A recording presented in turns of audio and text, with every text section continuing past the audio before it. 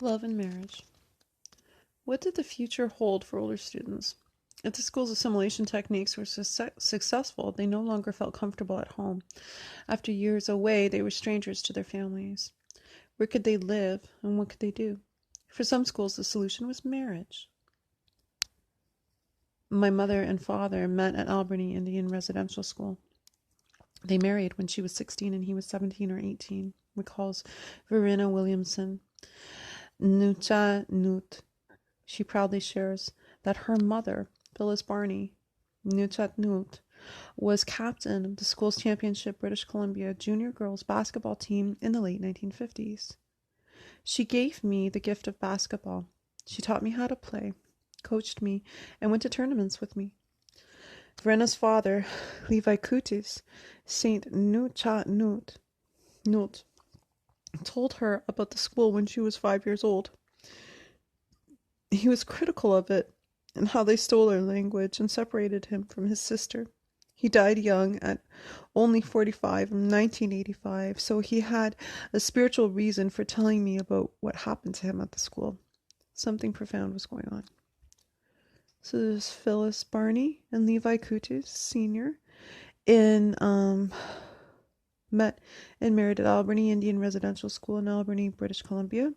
Presbyterian school, like many residential schools in Canada, encouraged its students to marry. Once married, they were no longer the school's responsibility. We all started laughing.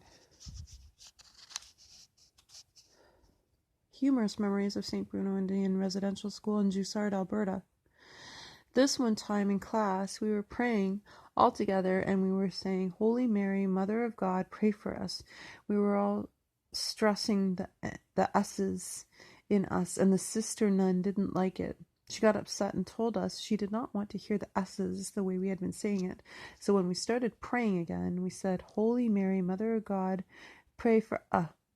And that's when we stopped. Nobody wanted to say the S in us. We must have sounded funny because even the sister got a chuckle out of this incident. Randy Badger Cree, school years 1957 to 1964. Some of the boys convinced his sister to ride a big sled. Gilbert Thunder had a sister on his back. He made the sleigh go over the snowbank, and they went flying.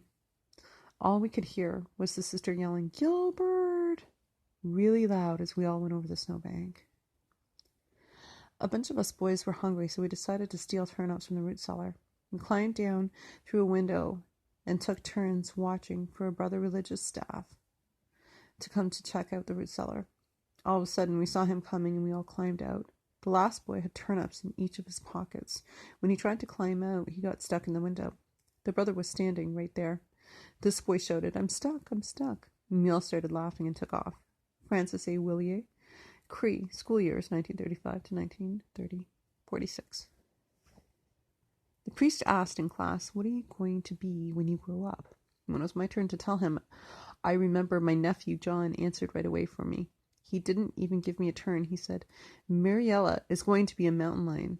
The boys and girls laughed, and after that, when I was used to get the kids mad, they would call me a mountain lion.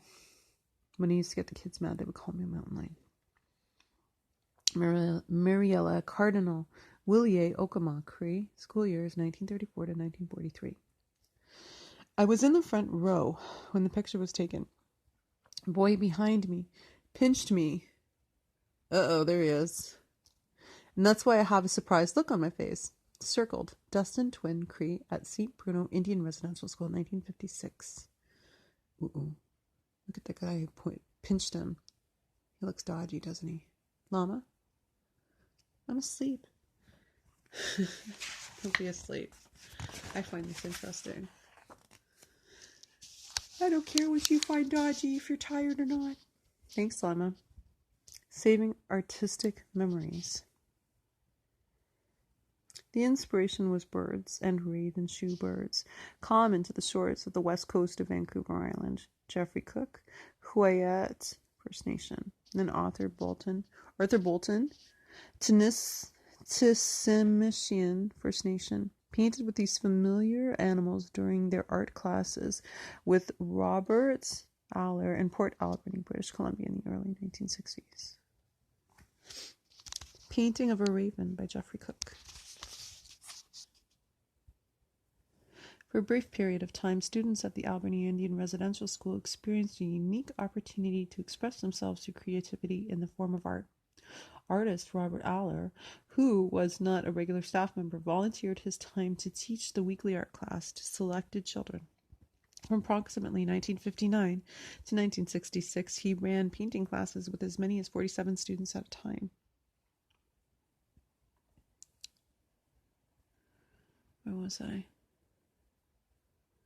Aller saved many of the paintings and later arranged for them to be exhibited in public places like Royal British Columbia Museum. Robert Aller died in 2008. After his death, his family donated his collection of 74 student paintings to the University of Victoria. The art carries a powerful message about the experience of the children in residential school, the memories of their culture and home life, and their perception of the world around them. Strenuous efforts were made by university staff and Albany Indian Residential School survivors to reunite each artwork with its creator. Reproduction of these with other student artworks is protected by copyright.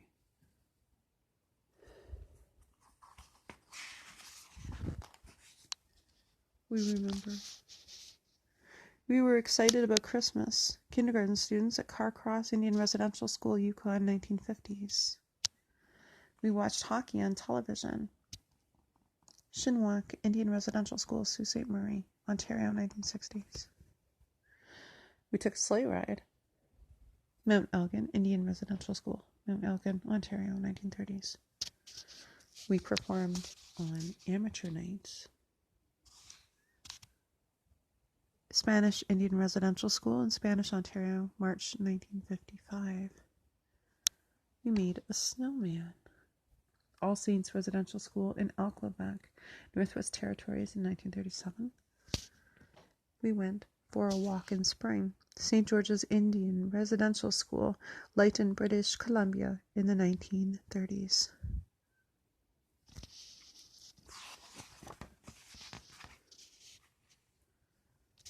The old pattern of thinking that we suggested we had to give up our identity in order to acquire new skills through formal education is a myth that has no validity. In fact, those people who are seeking professional skills are new warriors. They offer protection, growth, and development for their nations. We are not the only warriors for our nations. We are exercising a right that our elders insisted on securing for us. They saw at the time, for they were visionaries, the changes that were necessary in society. Our people had a strong sense of identity. They knew what they wanted from their communities and their future.